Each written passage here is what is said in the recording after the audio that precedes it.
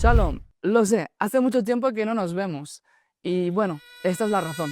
Shalom, esta es Ruth. Pero ahora nos deja más tiempo para estar con vosotros. ¿Verdad que sí? Así que vamos a empezar. Antes de comenzar, quiero advertirte algo. El vídeo de hoy va a remover emociones incómodas. Te hará replantearte ideas profundas sobre tu vida espiritual. Especialmente si eres una persona muy religiosa, este contenido puede desafiar todo lo que dabas por sentado. Por ello, si estás dispuesto a mirar más allá de las apariencias, a confrontar tu verdad interior y a buscar una conexión real con Dios, este vídeo es para ti. Pero si prefieres mantenerte en una espiritualidad de fantasía cómoda y superficial, entonces te recomiendo que no sigas mirando este vídeo. Y no pasa nada, cada uno tiene su propio tiempo para despertar. Pero este contenido es solo para quienes están listos para dejar las máscaras y empezar de verdad. Y precisamente por eso quiero hacerte una pregunta esencial. ¿Alguna vez te has detenido a preguntarte qué es lo que Dios realmente quiere de mí? Y no lo que aparentas ante los demás. No esa imagen de religiosidad pulida que muestra fervor hacia afuera, pero esconde vacío por dentro. ¿Qué es de verdad lo que el Creador espera de tu vida? Y es que hoy vamos a enfrentar una de las verdades más olvidadas, que puedes construir toda una fachada de piedad, rezos, preceptos, rituales y discursos elevados espirituales, y aún así vivir desconectado de Dios. Porque la verdadera espiritualidad no se mide por las formas externas, no se mide por lo que otros ven o cómo te miran. La verdadera pregunta es, ¿qué ve Dios cuando te mira? A lo largo de este vídeo vamos a sumergirnos en la sabiduría eterna de la Torá, de los profetas de Israel y de la dimensión interna de la Kabbalah. ¿Para qué? Pues para descubrir un mensaje que puede cambiar para siempre tu forma de vivir tu relación con Dios. Así que quédate hasta el final para descubrir realmente qué es lo que quiere Dios de ti. ¿Estás preparado, preparada para mirar más allá de las apariencias? Entonces, empecemos. Muchas personas vinculan la idea de llevar una vida feliz con cumplir con la voluntad de Dios. Es decir, si hago lo que Dios quiere de mí, entonces seré pleno y verdaderamente feliz. Y este no es un concepto incorrecto o falso. Dios es el creador del alma y Él me diseñó con un propósito único. Entonces, vivir alineado con su voluntad, con ese propósito, debería llevarme a la mayor realización posible de mi ser. Así como un instrumento alcanza su perfección cuando es usado para lo que fue creado, el alma, la Neshama, alcanza su plenitud cuando vive en sintonía con su propósito divino. Por lo que esto es verdad. Pero solo si entendemos exactamente qué es realmente cumplir con la voluntad de Dios. Y aquí es donde empieza el problema. Cuando nos encontramos con que hacemos lo que creemos que Dios espera de nosotros, pero nuestra vida no mejora ni experimenta cambios internos verdaderos. Peor aún, lejos de avanzar, sentimos frustración, rabia, tristeza y ansiedad, sin importar cuánto recemos, cuánto estudiamos o cuán religiosos o espirituales parezcamos ser. Y lo más grave, te estarás preguntando, pues que esa frustración, esa tristeza y esa rabia no se quedan adentro. Terminamos proyectándolas sobre los que más amamos, sobre nuestra pareja, nuestros hijos, nuestros amigos. La espiritualidad desconectada no solo nos estanca a nosotros, también intoxica nuestro entorno, endurece nuestro corazón y daña nuestras relaciones más sagradas. Y todo mientras seguimos creyendo erróneamente que estamos caminando hacia Dios. Entonces, empecemos primero de todo por la cuestión más importante, y es responder a la pregunta ¿qué quiere realmente Dios de mí? ¿Y cuál es la verdadera espiritualidad? En este punto es muy común que la persona, especialmente dentro del judaísmo ortodoxo, aunque ocurre un mecanismo similar en otras religiones como puede ser el cristianismo o el islam, piense que lo más importante en el camino espiritual es el cumplimiento estricto de los preceptos religiosos y de la liturgia. En el caso particular del judaísmo estaríamos hablando de la halajá, la ley judía, los mandamientos, las normas detalladas que regulan cada aspecto de la vida religiosa. En otras palabras, se asume que lo que Dios más desea de nosotros es que nos convirtamos en expertos en el cumplimiento técnico de la religión, que ejecutemos cada precepto con exactitud milimétrica como si la finalidad última del servicio a Dios fuera la perfección externa de la observancia. Bien, pues no es así. Y permitidme explicarme. no estoy diciendo que el cumplimiento minucioso y exacto de los preceptos no sea algo de vital importancia, pues es cierto que Dios mismo, Hashem, se encarga de recordarnos una y otra vez en la Torá la trascendencia de un cumplimiento comprometido de sus preceptos. Pero lo que sí afirmo es que hay fuentes claras del judaísmo, de la propia Torá, que nos muestran que esto no es lo más importante que Dios quiere de nosotros. ¿Qué por qué? Porque una persona puede ser extremadamente ortodoxa, es decir, cumplir rigurosamente con todos los preceptos de su religión, en el caso del judaísmo con cientos y cientos de preceptos, y sin embargo, cuando se trata de espiritualidad real, puede estar completamente desconectado de Dios, del resto del mundo, de sus seres queridos y de él mismo. En ese caso, toda esa religión, toda esa religiosidad no es más que una máscara, una fachada construida para ocultar heridas emocionales, vacíos internos, inseguridades profundas y ansiedades no resueltas. Y en este punto es importante enfatizar que una espiritualidad sin transformación interior no es una conexión con Dios. Es una estrategia inconsciente para no enfrentar el dolor de uno mismo. ¿Cómo sabemos espiritualmente que esto es así? ¿En qué nos basamos para afirmar que no basta con cumplir rituales al detalle? ¿Acaso esta idea aparece en la Biblia, en el Tanaj, en la palabra revelada de Dios? Pues la respuesta es un rotundo sí. Si abrimos el Tanaj y leemos a los profetas de Israel, veremos que una y otra vez denuncian con fuerza que el cumplimiento técnico de la religión y la liturgia no es suficiente. Y no solo eso. Cuando ese cumplimiento externo viene a costa de valores esenciales como la justicia, la compasión, la honestidad o el amor, entonces la religión se pervierte convirtiéndose en una corrupción moral y ética, una fachada de santidad que tapa ego, crueldad e indiferencia. Y eso, dicen los profetas, es aborrecible ante el Eterno. De nuevo, y lo digo con claridad, no estoy diciendo que el cumplimiento de los preceptos no sea importante. Al contrario, en el judaísmo es algo fundamental, pero no es suficiente, porque por más esenciales que sean las mitzvot, existen dimensiones aún más profundas que Dios espera de nosotros. Pero, ¿de dónde te sacas todo esto, Isaac? A ver, ¿qué es lo que dicen los profetas, los Nevi'im? Veamos entonces uno de los ejemplos más claros de esta verdad, la cual se encuentra en las palabras del profeta Jeremías, o Irmiau en hebreo, quien denuncia con contundencia que incluso aquellos que poseen la Torá no conocen realmente a Dios. Tal y como está escrito, los sacerdotes no dijeron dónde está el Eterno, y los que poseían la Torá no me conocieron. O mejor, dicho en hebreo, Akuanim lo amru ahi Adonai, betofsei Torah lo yedauni. Es decir, uno puede tener un conocimiento vasto de la Torá y de la Biblia entera, memorizar tratados talmúdicos y textos cabalísticos por completo, y sin embargo, no conocer a Dios. Esto nos obliga a reconocer que el verdadero conocimiento de Dios no es intelectual, ni se alcanza por el solo hecho de estudiar textos sagrados, sino que va mucho más allá. Esta idea aplica, y quizás más profundamente, a quienes se sumergen en el estudio de la Kabbalah, en meditaciones sobre los nombres divinos, en ejercicios de visualización mística, y se sienten espiritualmente superiores por ello mismo. En esos casos debemos recordar siempre que el estudio de la Kabbalah no es un atajo hacia la conexión con Dios si el corazón no ha sido rectificado. Porque como enseña el Talmud en el tratado de Yomá 72b, el mero estudio de la Torá no eleva necesariamente a la persona. Por el contrario, puede incluso llegar a convertirse en un veneno de la muerte, si quien la estudia no lo hace desde un lugar puro, honesto y verdadero.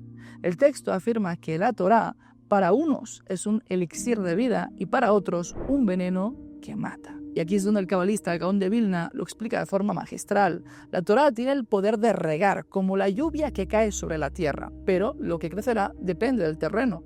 Si el terreno, es decir, las cualidades de carácter de la persona, es fértil y rectificado, la Torá hará florecer la vida. Pero si el terreno está lleno de orgullo, juicio, ego o deseos ocultos, esa misma Torá hará que crezcan las malezas de la corrupción espiritual. Entonces, en otras palabras, si tu interior está rectificado, la Torá te eleva. Si tu interior no ha sanado, la Torá puede incluso profundizar tu malestar y tu corrupción. Por eso no basta con estudiar mucho, ni siquiera con estudiar mucha Kabbalah, porque lo esencial es con qué corazón estudias, desde qué intención, desde qué lugar interno y emocional lo haces y sobre todo, ¿para qué lo haces? Porque sin un tikkun real del ego, incluso lo más sagrado puede convertirse en un disfraz para el alma. Lo que parecía luz puede ser, sin que lo sepas, un veneno de oscuridad. Pero si creías que se acaba ahí, pues estás equivocado. Contamos con el mensaje de otro profeta esencial, Yeshayahu, que nos corrobora que la misma lógica se aplica para el resto de preceptos prácticos y litúrgicos, más allá del estudio intelectual de la Torá. Estos por sí solos no son suficientes para alcanzar la verdadera espiritualidad y conexión con Dios. Veámoslo, por lo tanto, desde adentro en los siguientes versículos, en Isaías 1:11. ¿Para qué me sirve la multitud de vuestros sacrificios?, dice el Eterno. Estoy harto de los holocaustos de carneros y de la grasa de animales cebados, la sangre de toros, corderos y machos cabríos. No deseo. Vuestras lunas nuevas y vuestras festividades ha odiado mi alma, me son una carga, estoy cansado de soportarlas. Lo cual es tremendamente paradójico, porque es Dios mismo quien a lo largo de todo el libro de Levítico se encarga minuciosamente de ordenar al pueblo de Israel un sinfín de preceptos y obligaciones rituales respecto a los sacrificios y las lunas nuevas y las festividades. Pero ahora de repente se desentiende y aborrece dichos rituales que antes encomendaba, dado que Israel está descuidando un valor aún más importante que el cumplimiento estricto de la ejecución de preceptos. Y ese valor no es otro que la compasión, la justicia y el amor. Tal y como dice Isaías a continuación: lavaos, purificaos, quitad la maldad de vuestras acciones de delante de mis ojos, cesad de obrar mal. Aprended a hacer el bien, buscad la justicia, enderezad al oprimido, haced justicia al huérfano, defended a la viuda. Y es que la justicia social que está reivindicando Isaías no es un añadido, un complemento a la vida espiritual, es la expresión más radical, concreta y comprometida del amor verdadero al prójimo, que es la verdadera espiritualidad. Y ahora, por lo tanto, podemos responder con más profundidad a la pregunta inicial: ¿qué es lo que Dios quiere de ti? Pues bien, lo que Dios quiere de ti, esencialmente y en primer lugar, no es tu estudio de Torah ni el cumplimiento técnico o litúrgico de la religión. Todo eso es importante, sí, pero no es lo más importante. Lo que Dios anhela de ti profundamente, incluso por encima del cumplimiento meticuloso de los preceptos y de tu religión, es amor, unidad, integración con tu prójimo, con la realidad y contigo mismo, contigo misma. Esa es la respuesta directa. El valor supremo que Dios exige de nosotros es el amor al prójimo como a uno mismo, lo cual inevitablemente implica también aprender a amarse a uno mismo, pero no desde el narcisismo, sino desde el reconocimiento humilde de tu valor como creación divina. Y no, esta idea no es aislada en el judaísmo, la vemos reflejada en varias fuentes fundamentales de la Torá, tanto la escrita como la Torá oral. Sin ir más lejos, se ilustra de manera poderosa en la conocida historia del converso que se presentó ante el sabio judío Hillel, rogándole: enséñame toda la Torá mientras estoy de pie sobre un solo pie, es decir, lo más rápido posible. Hillel, con su inmensa paciencia y sabiduría, le respondió: lo que odias para ti, no se lo hagas a tu prójimo. Esa es toda la Torá. Lo demás es comentario. Ahora, ve y estudia. Con estas palabras, Hillel no solo resumió la esencia de toda la Torá, sino que reveló algo aún más profundo.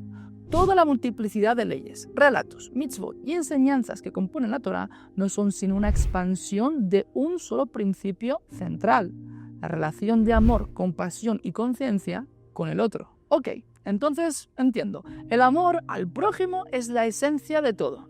Pero ¿no es eso simplemente un cliché moralista bonito? Una frase inspiradora más de esas que suenan bien, pero carecen de sustancia real espiritual. La respuesta es no.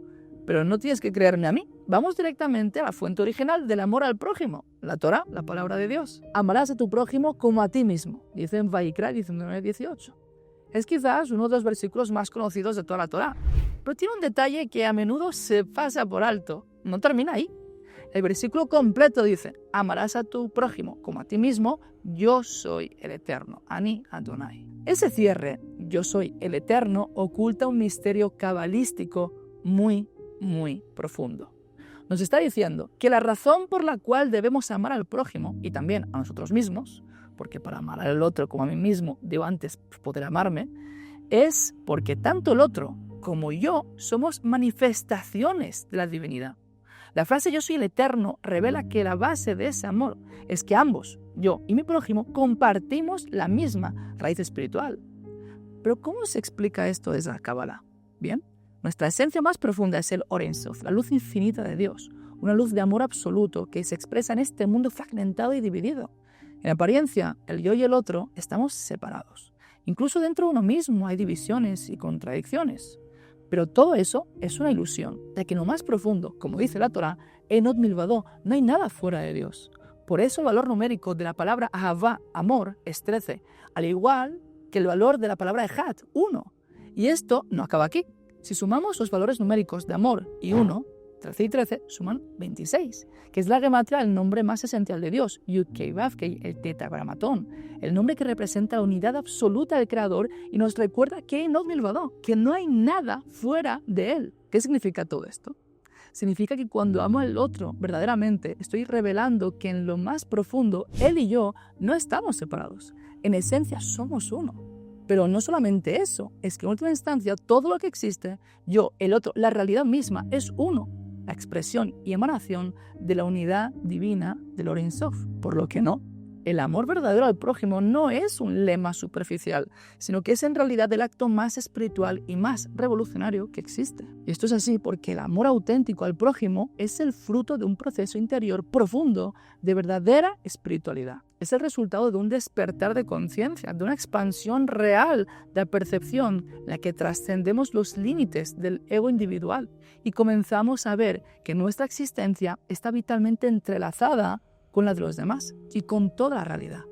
Es decir, empezamos a reconocer la unicidad divina que lo permea todo. Y es que amar implica reconocer que el otro no es un ser separado, sino una extensión de ti mismo y en última instancia una extensión de la misma divinidad. El otro es un portador de la misma chispa divina que da vida a tu alma.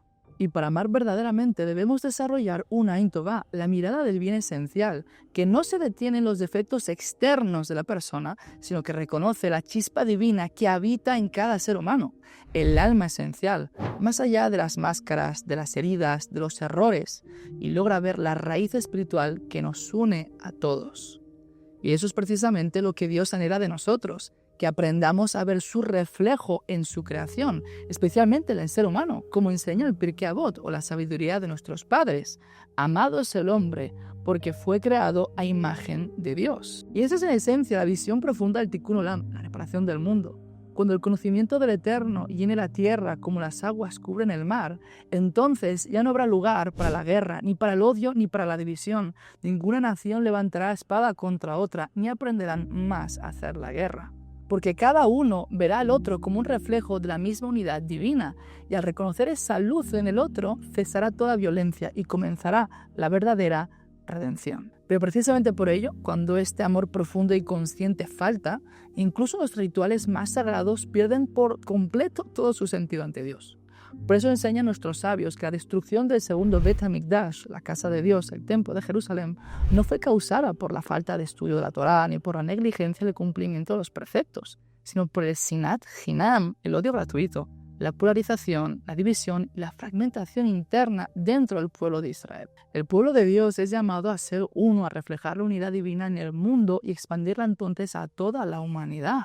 Pero cuando ese pueblo pierde su cohesión y se fractura por el juicio, la indiferencia o el ego, entonces no puede reposar sobre él la Shejinah, la unidad de Dios. Y si la unidad divina no encuentra un recipiente, su manifestación se retira y se destruye el hogar que la contenía, el templo. En otras palabras, no fue la ausencia de Torá, sino la ausencia de amor lo que trajo la ruina. No fue la transgresión ritual, sino la incapacidad de vivir desde una conciencia de unidad. El amor al prójimo no es un añadido opcional en la vida espiritual. Es su núcleo mismo, es la revelación práctica de la unidad divina en el mundo. Y en este punto es vital enfatizar algo. Es muy fácil caer en la fantasía del desarrollo espiritual, de la compasión y de la humildad, pero dirigir al prójimo específico que me conviene, aquel ante el cual quiero quedar bien, al que quiero impresionar, el que está lejos de mí. Pero, ¿qué ocurre con el prójimo que convive conmigo? aquel que ve mis virtudes y también mis sombras. Me refiero, por supuesto, a nuestras esposas, a nuestros hijos, a nuestros familiares. Especialmente para nosotros, los hombres, es muy fácil ser una excelente persona de puertas hacia afuera. Pero la verdadera medida de tu grandeza espiritual no está en lo que muestras al mundo, está en lo que haces cuando al final del día abres la puerta de tu casa. Veamos, ¿cómo tratas a tu familia? ¿Cómo le hablas a tu esposa? ¿Cómo la tratas? ¿Cómo tratas a tus hijos cuando te irritan o te decepcionan? ¿Conservas tu dignidad, tu compasión y tu paciencia cuando ya nadie aplaude ni nadie te está mirando? Ahí y solo ahí es donde se revela tu verdadero nivel espiritual. Porque el prójimo por excelencia son aquellos que Dios ha puesto más cerca de ti. Y paradójicamente son con quienes más fácilmente caemos en actitudes de egoísmo, indiferencia o narcisismo. Pero para amar verdaderamente al prójimo hay una condición previa que no podemos ignorar. Y esto empieza cuando dejas de verte a ti mismo como un conjunto de errores, heridas y carencias y comienzas a reconocerte más allá de todas tus imperfecciones, como portador de una chispa del infinito divino. Porque si no has aprendido a ver a Dios en tu propia historia, en tu propio dolor especialmente, en tus propios rincones más humanos, entonces lo que veas en el otro será un reflejo de esa misma distorsión. No lo veas realmente, porque la conciencia de la divinidad debe comenzar en el interior, en la aceptación, en la compasión hacia uno mismo, el respeto por la vida que habita dentro de ti. Y desde ahí, como una onda expansiva, esa conciencia se extiende más y más hacia afuera. Primero hacia los más cercanos, luego hacia el prójimo más lejano, luego hacia todo ser vivo, hasta que toda la realidad se ilumina como un espejo de la presencia divina.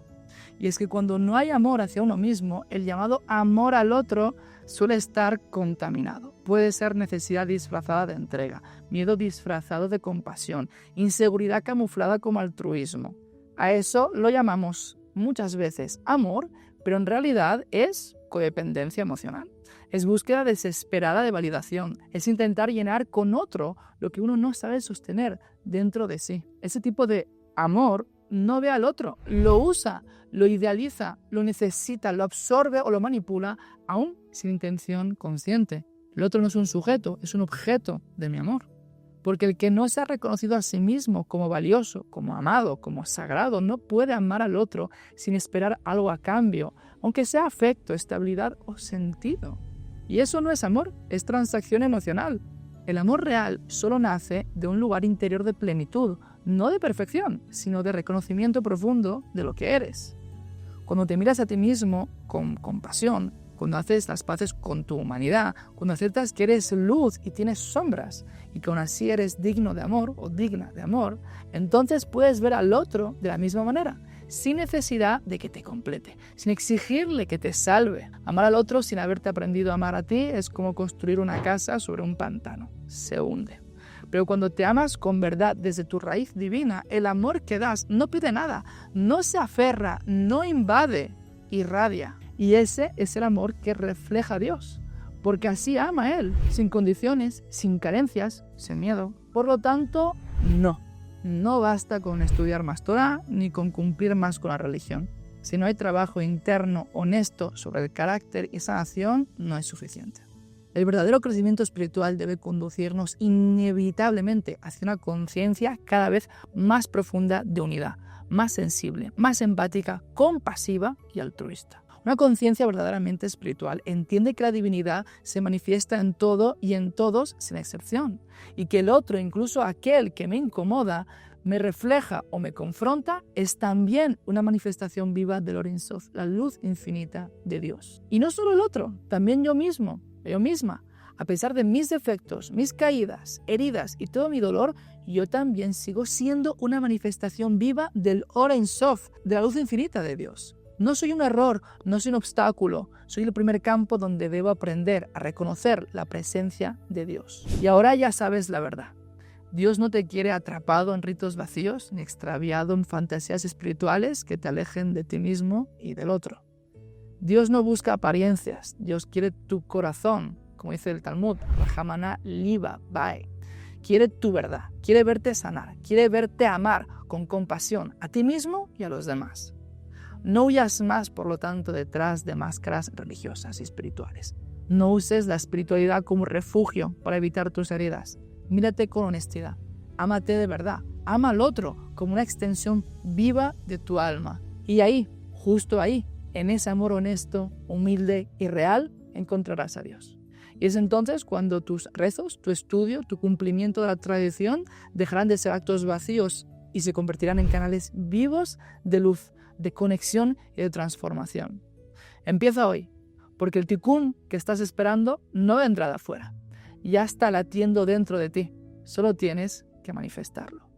Y si tienes el coraje de abrazarlo, no solo cambiará tu vida, cambiará el mundo entero en el Tikkun Olam, la reparación del mundo. Por eso en la Academia Tikkun Olam te ofrecemos algo completamente único, un curso completo, un grupo de estudio del libro de Bereshit, Génesis, estudiado desde el texto original en hebreo tal como fue revelado. Comenzamos aprendiendo lo esencial para leer en hebreo y entender el poder espiritual de cada letra del abecedario de este idioma sagrado, no desde una perspectiva técnica y lingüística meramente, sino como una vía de acceso al lenguaje con el que fue creada la realidad a un nivel espiritual. Con esa base avanzamos y vamos a estudiar versículo a versículo el texto de Bereshit, combinando la lectura de la fonética, la traducción más precisa que he encontrado al español, las enseñanzas milenarias de la Torá oral que revelan los 4 niveles de interpretación y profundidad que tiene el texto de la Torá. Por lo que este no es un curso más, es una puerta viva hacia el Devar Hashem, la palabra del Eterno, la palabra de Dios. Concretamente serán 2 clases en vivo por Zoom, 2 domingos al mes a las 10:30 de la hora de Israel.